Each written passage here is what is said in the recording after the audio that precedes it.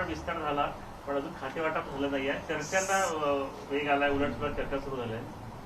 शेवटी चर्चा करणारे ही सत्ता आली ही भावनाच पचवू शकत नाही. तुम्ही बघितलं असेल की शपथविधी झाल्यानंतर एका राष्ट्रवादीच्या मोठ्या महिला नेत्यांनी टीका करत असं म्हणाल्यात की एकही महिला नाही का. मग हाच प्रश्न 28 नोव्हेंबर 2019ला जेव्हा महाविकास आघाडीची स्थापना झाली, मंत्रिमंडळाचा शपथविधी झाला, तेव्हा एकही महिला नव्हती. कमीत कमी राजकारणामध्ये पॉलिटिकल अल्झायमर होता कामा नये. आपण जेव्हा एखादा भाव व्यक्त करतो ती कमीत कमी आपल्या हातून कधीतरी त्याची कृती झालेली असावी. मंत्रिमंडळ विस्ताराच्या संदर्भामध्ये सुद्धा कामकाजावर कोणताही परिणाम न होता माननीय मुख्यमंत्री उपमुख्यमंत्री हे सतत कार्यात मग्न होते. देशाच्या सर्वोच्च पदाची राष्ट्रपती पदाची निवडणूक होती आणि व्यस्ततेपोटी उशीर झाला असेल. पण टीका करताना तुम्ही मंत्रिमंडळाच्या विस्तारावर टीका करत असताना या अगोदरही जेव्हा शुद्ध काँग्रेसचं राज्य होतं, मग काँग्रेस राष्ट्रवादीचं राज्य आलं, अनेकदा असे प्रसंग आलेत. सर्वसामान्याचे प्रश्न सोडवण्यासाठी तुमच्याकडे कौतुकाचे शब्द कदाचित नसतील, पण टीका करताना एक बोट दुसऱ्यावर दाखवताना 4 बोट आपल्याकडे आहे याची जाणीव ठेवली पाहिजे. माननीय उपमुख्यमंत्री देवेंद्र फडणवीसांनी शपथ राजभवनात घेतल्यानंतर पहिला जर काही निर्णय आणि बैठकीचं आयोजन केलं ते ओबीसी बांधवांच्या राजकीय आरक्षणाचं. तुम्ही आमच्या 3 कॅबिनेट बघा आणि महाराष्ट्र गव्हर्नमेंटच्या वेबसाईटवर महाविकास आघाडीच्या 3 कॅबिनेट आहेत त्याही बघा. त्यांच्या 3 कॅबिनेटमध्ये एकही निर्णय नाही. 0, 0 आणि 0. म्हणजे मला आठवते की पहिला घास मावशीला, दुसरा घास आईला, तशी पहिल्या मंत्रिमंडळाची बैठक 0 काँग्रेसला, दुसऱ्या मंत्रिमंडळाची बैठक राष्ट्रवादीला, तिसऱ्या मंत्रिमंडळाची बैठक शिवसेनेला 0. आणि आम्ही 3 मंत्रिमंडळाच्या बैठकी पहिली, दुसरी, तिसरी बघा भरभरून जनतेच्या हिताचे निर्णय घेतले. 50,000 रुपये नियमित कर्ज भरणाऱ्या शेतकऱ्याच्या खात्यामध्ये टाकणं हे मागचे 2.5 वर्ष चिवताई दार उघड कापूस कुंडीची गोष्ट झाली होती. 6 मार्च 2020ला पहिला अर्थसंकल्प या सरकारने मांडला. 6 मार्चला राणा भीमदेवी घोषणा केली की आम्ही नियमित कर्ज भरणाऱ्या शेतकऱ्यांच्या खात्यामध्ये 50,000 रुपये टाकले. मग दुसरी घोषणा झाली 8 मार्च 2021, जागतिक आंतरराष्ट्रीय महिला दिवस होता. अर्थसंकल्प मांडण्यात आला. त्या दिवशी पुन्हा एकदा घोषणा करण्यात आली की नियमित कर्ज भरणाऱ्यांच्या खात्यामध्ये आम्ही 50,000 रुपये टाकणार. पण कापूस कोंडीची गोष्ट संपतच नव्हती. मग आता 11 मार्च 2022ला पुन्हा अर्थसंकल्प झाला, तेव्हाही घोषणा झाली. पण त्या घोषणेची अंमलबजावणी करण्यासाठी कोणती नसती तयार झाली नाही. शेतकरी किती आहे हे गेल्या 2.5 वर्षात आकडे तयार झाले नाही. त्याच्यासाठी लागणारा निधी कसा उपलब्ध करायचा, त्या शीर्षाखाली निधी देण्याची कार्यवाही ही सुद्धा झाली नाही. संभाजीनगरच्या संदर्भात मागच्या सरकारच्या अशाच भूमिका होत्या. 1988 मध्ये स्वर्गीय हिंदुत्वाचे पुरस्कर्ते, हिंदुत्ववादी नेते, हिंदू हृदय सम्राट बाळासाहेब ठाकरेंनी संभाजीनगरच्या म्हणजे तेव्हाच्या औरंगाबादच्या जाहीर सभेत घोषणा केली. 95 मध्ये भारतीय जनता पार्टी आणि शिवसेनेचं सरकार आलं आणि मला आठवतं की तेव्हा भारतीय जनता पार्टीच्या नेत्यांकडे या संदर्भामध्ये निर्णय करण्याची जबाबदारी आली आणि 95 मध्ये संभाजीनगर हे नाव देण्याचा निर्णय तेव्हाच्या मंत्रिमंडळाच्या बैठकीत हिंदू हृदय सम्राट स्वर्गीय बाळासाहेब ठाकरे यांच्या आदेशानुसार तात्कालिक मुख्यमंत्री मनोहर जोशीजींच्या नेतृत्वात झालं. मग कोर्टामध्ये ती केस गेली आणि त्या दरम्यान काँग्रेस आणि राष्ट्रवादीचं एक सरकार आलं. जेव्हा भारतीय जनता पार्टी शिवसेनेचं सरकार 2014 मध्ये आलं, तुम्ही कधी नसती वाचा. काही लोक टीका करतात की भारतीय जनता पार्टीने संभाजीनगरच्या नावासाठी मग 5 वर्ष काय केलं. तेव्हा तर शिवसेनाही आमच्यासोबत होती, मान्य उद्धवजी आमच्यासोबत होते. तुम्ही एकदा नसती वाचली पाहिजे. काही लोक कारण नसताना टीका करतात. समजून उमजून अशा पद्धतीने टीका करणं 2014 पासून 2019 पर्यंत त्या नस्तीमध्ये जेवढ्या नाहरकत लागतात त्या सर्व जमा करण्यात आल्या. त्या संदर्भातल्या प्रत्येक विभागाची परवानगी घेण्याचं काम आलं. 15 मध्ये काही परवानगी आहे, त्या 16 मध्ये परवानगी आहे, 17 मध्ये आहे. आणि शिवसेना आमच्याशी आणि जनादेशाचा अवमान करून सरकारमध्ये जेव्हा आली, जनतेशी बेईमानी केली, सोबत आमच्या होती, आमच्या सोबत येऊन 2,30,58,525 मतं घेतली, 161 विधानसभा आल्या आणि ह्योच खुर्ची पाहिजे यासाठी एक कपोकल्पित दंतकथा केली. आणि त्या दंतकथेमध्ये सांगण्यात आलं की सन्माननीय राष्ट्रगौरव श्री अमितभाई शहांनी त्यांना बंद खोलीत, जिथं कुणीही साक्षीदार नाही, भिंती बोलू शकत नाही आणि स्वर्गीय हिंदू हृदय सम्राट बाळासाहेब ठाकरेच्या फोटोतून आवाज उमटू शकत नाही, अशी दंतकथा करण्यात आली की तिथं आम्हाला 2.5 वर्षाचा शब्द देण्यात आला. आश्चर्य याचं आहे की त्या अगोदर निवडणुकीच्या अनेक सभा झाल्या. त्या सभेमध्ये सन्माननीय विश्वगौरव नरेंद्र मोदीजींनी माननीय देवेंद्रजींच्या नेतृत्वामध्ये एनडीएचं सरकार हे सांगितल्यावर तेव्हा मात्र प्रश्न उपस्थित झाला नाही. पण 24 ऑक्टोबर 2019ला जेव्हा हे लक्षात आलं की भारतीय जनता पार्टीचे 105च आमदार निवडून येत आहे, आता आपल्या मदतीशिवाय सरकार होऊ शकत नाही, तेव्हा मात्र बार्गेनिंग सुरू करण्यात आलं की 2.5 वर्ष आमचे, 2.5 वर्ष तुमचे. आणि या बार्गेनिंगला जनादेशाचा अवमान हा भाजप कधीही सहन करू शकत नाही. कारण पथका अंतिम लक्ष्य नहीं है, सिंहासन पर चढ़ते जाना, सब समाज को साथ लिए हमको है आगे बढ़ना, या भावनेनी भारतीय जनता पार्टी काम करते. आणि आम्ही सांगितलं की खुर्ची नको आहे. बेईमानीच्या आधारावर जर तुम्ही आमच्याशी बार्गेनिंग करत असाल तर अशी बार्गेनिंग आम्ही सहन करणार नाही. पुन्हा एकदा चांद्यापासून बांद्यापर्यंत, गडचिरोलीपासून गडहिंग्लजपर्यंत आम्ही लोकांना जागवू, लोकांच्या पर्यंत पोहोचू आणि लोकांचा पुन्हा जनादेश घेऊ. पण 2.5 वर्षात शिवसेनेमध्येच काही लोकांनी उठाव केला. त्यांना हे लक्षात आलं की स्वर्गीय हिंदू हृदय सम्राट बाळासाहेब ठाकरेचा जो विचार आहे तो काँग्रेसच्या आणि राष्ट्रवादीच्या चरणामध्ये समर्पित करण्याचं काही लोक काम करताय. उठाव झाला आणि पुन्हा एकदा महाराष्ट्रात जनहिताचे निर्णय करणारी, जनतेच्या कल्याणासाठी काम करणारी आणि केंद्राच्या मदतीने डबल इंजिनच्या माध्यमातून विकास करणारं सरकार माननीय एकनाथ शिंदेंच्या नेतृत्वामध्ये, माननीय देवेंद्रजीच्या सहकार्य आणि मार्गदर्शनाखाली यशस्वीपणे जनतेची सेवा करेल, प्रश्न सोडवेल, हा आमचा निश्चितपणे संकल्प आहे. आणि या संकल्पात खाते वाटप, किती दिवस झाले, हे ज्यांना सत्तेचा स्वार्थ असतो ते मोजतात.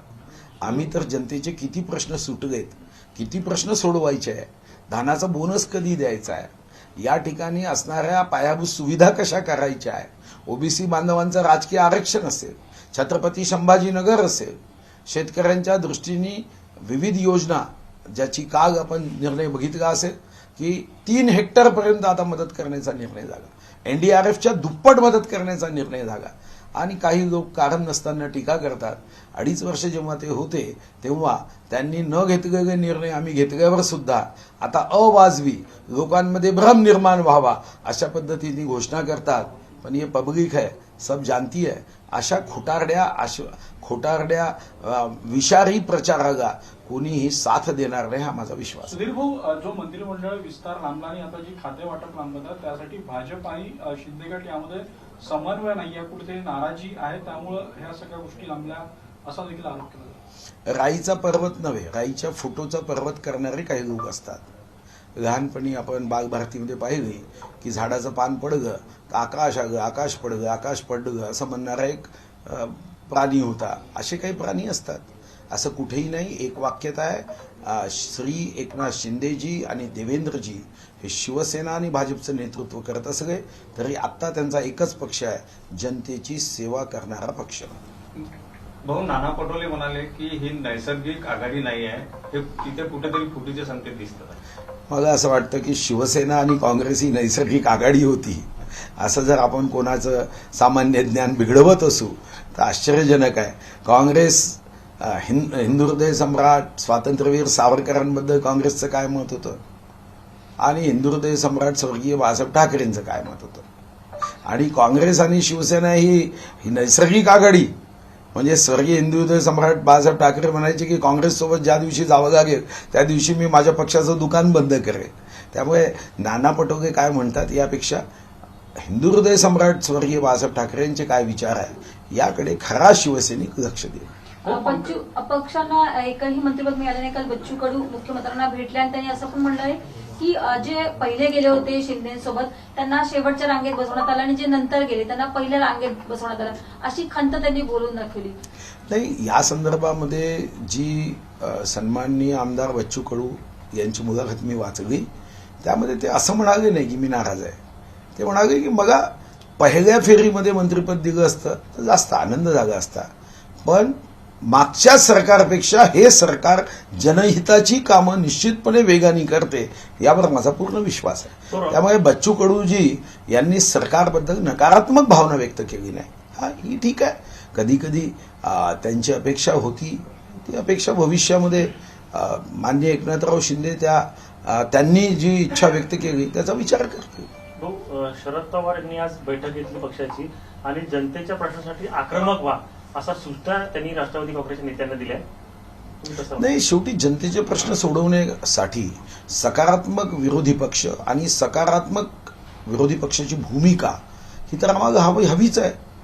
शेवटी अतिशय उत्तम विरोधी पक्ष ज्यांनी या अगोदर सत्ता जर उपभोगली असेल तर त्यांच्या अनुभवाचा आणि त्यांनी घेतलेल्या निर्णयाची जर माहिती आमच्या सरकारला दिली की आम्ही सरकारमध्ये जनहिताचे हे निर्णय केले आणि या निर्णयाला पुढे नेण्याच्या दृष्टीने आपण विचार करावा, तर शरद पवार साहेब यांनी चांगल्या केलेल्या सूचना, पण सूचना एवढ्याच अशा असाव्यात की ज्या सूचनांची अंमलबजावणी त्यांनी केली. अन्यथा एसटी कामगारांच्या संदर्भामध्ये त्यांच्या संमेलनात जाऊन गंबगचक भाषण द्यायचं, मी उपमुख्यमंत्र्यांना समजवतो, तुम्ही मुख्यमंत्र्यांना समजवा, आणि मग त्या लाल रंगाची एसटी चालवून लाल रक्ताच्या लोकांची सेवा करणाऱ्यांना मात्र लाल झेंडी दाखवायची, अशी कृती नको, एवढीच अपेक्षा आहे. हो, पंकजा मुंडे बोलले की माझी बहुतेक पात्रता नसेल म्हणून मला मंत्री केलं नाही, भविष्यात पात्रता आली तर करेल. मला ही माहिती नाही, पण एक गोष्ट खरी आहे, पंकजा ताई आमच्या भाजपच्या ज्येष्ठ नेत्या आहे, अतिशय आदरणीय नेत्या आहे. त्यांनी काय मत व्यक्त केलं मला माहीत नाही, पण व्यक्तिगत मी त्यांच्याशी निश्चितपणे बोलेल, कारण त्यांचं कार्य हे भारतीय जनता पार्टीच्या विस्तारासाठी महत्वाचं आहे आणि याची जाण भारतीय जनता पार्टीचे अध्यक्ष चंद्रकांतदादा पाटील असेल, आमचे माननीय उपमुख्यमंत्री देवेंद्रजी असेल आणि भारतीय जनता पार्टीच्या प्रत्येक कार्यकर्त्याला त्यांचं योगदान हे पार्टीसाठी अतिशय आवश्यक आहे. हो, स्थानिक स्वराज्य संस्थांच्या निवडणुका ज्या आहेत तर आता नवीन रचना केली जाणार, त्यामुळे कधी होईल हा सगळा प्रश्न आहे. सप्टेंबर ते नोव्हेंबर या 3 महिन्यामध्ये महाराष्ट्राच्या सर्व निवडणुका निश्चितपणे होतील. भाऊ, असंच काही खाते वाटपाची पण डेडलाईन सांगा ना, कधी होईल? खाते वाटपाच्या संदर्भामध्ये मी तुम्हाला रूल्स ऑफ बिझनेसची माहिती देतो की खाते वाटप झालं नाही म्हणून सरकारचं कोणतेही कामकाज अटकत नाही. हे खरं आहे की खाते वाटप वेगाने व्हावं आणि खाते वाटप हे लवकर झालं तर मंत्र्यांना आपापला विभाग त्याच्याबद्दलची सूक्ष्म माहिती घेता येते आणि त्या दृष्टीनेच माननीय उपमुख्यमंत्री महोदयांनी सांगितलं की येणाऱ्या 2 दिवसात खाते वाटप निश्चित होईल. भाऊ, हिंदी में बताइए कि इतने दिन हो गए हैं मंत्रिमंडल में ऐसा कुछ हो गया लेकिन खाते वाटप अभी तक नहीं हुआ, क्या रीजन है? देखो, ऐसे मौके पहली बार नहीं है, ऐसा बहुत बार हुआ है.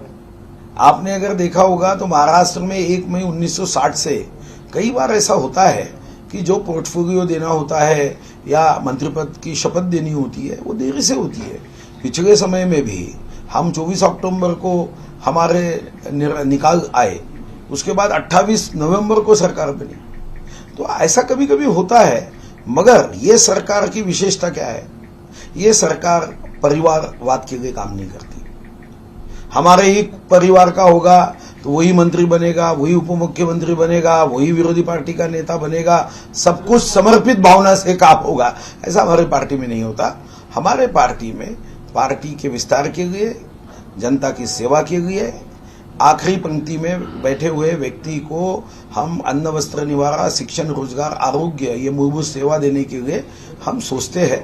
तो मंत्री के बनने के पहले ही माननीय उपमुख्यमंत्री महोदय और माननीय मुख्यमंत्री महोदय ने कई जनता के हित के निर्णय किए. तो मुझे लगता है ये प्रश्न कोई बहुत 20 दिन हुए, 25 दिन हुए, वो लोग कहते हैं कि जो लोग ये सरकार में से और कोई त्रुटि नहीं निकाल सकते, गलतियां नहीं निकाल सकते, तो अब उनको भ्रम निर्माण हो जाता है। वो खुद भूल गए कि उनके राज में बहुत बार ऐसा हुआ है।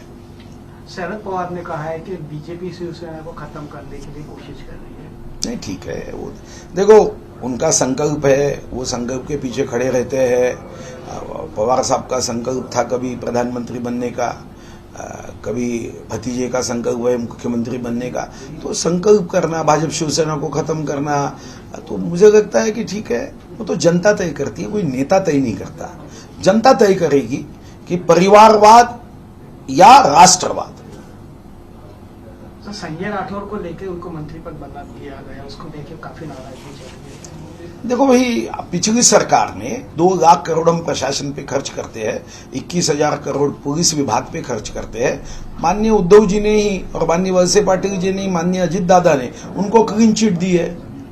तो वो तीनों आके बाहर कभी प्रेस में बोल गए कि हमने झूठ काम किया है? अगर उन्होंने क्लीन चिट दी है, हमने आरोप, पार्टी की ओर से जब कुछ नेताओं ने आरोप किया तो क्लीन चिट तो उन्होंने दी है, तो वो कहे, वो तो कुछ नहीं कह रहे। तो ये आरोप मिथ्या है। जब सरकार हमारी बनने लगी तो कुछ लोगों को अपेंडिक्स के बाद जो पेट में दर्द नहीं होता उससे ज्यादा दर्द होने लगा, उसका ये नतीजा है। और वो दर्द के कारण ऐसे ओठों से शब्द निकलते हैं। तो भाजप आणि शिंदे गट यांच्यामध्ये ठिणगी पडली चित्राबाग यांच्या आरोपानं, आणि त्यामुळे ही सुरुवात आहे असा आरोप होऊ लागलेला की ही ठिणगी आहे, पुढे हे वाद वाढत जातील। पहिल्यांदा तर मी तुमच्या प्रश्नामध्ये एक दुरुस्ती करतो, भारतीय जनता पार्टी आणि शिंदे गट नाही, भारतीय जनता पार्टी आणि शिवसेना। तुम्ही हा मनातही विचार आणू नका। शेवटी लोकशाहीमध्ये पक्षाचं नेतृत्व हे बहुमताने केलं जाते। पक्ष हा वारसा नाही, पक्ष म्हणजे काही जमीन आणि घर नाही आहे। पक्ष हा कार्यकर्त्यांच्या परिश्रमावर आहे, मेहनतीवर आहे, कष्टावर आहे। फक्त नेता परिश्रम करतो, कष्ट करतो आणि कार्यकर्ते काय करतात? म्हणून भारतीय जनता पार्टी शिवसेना युतीचं सरकार आहे।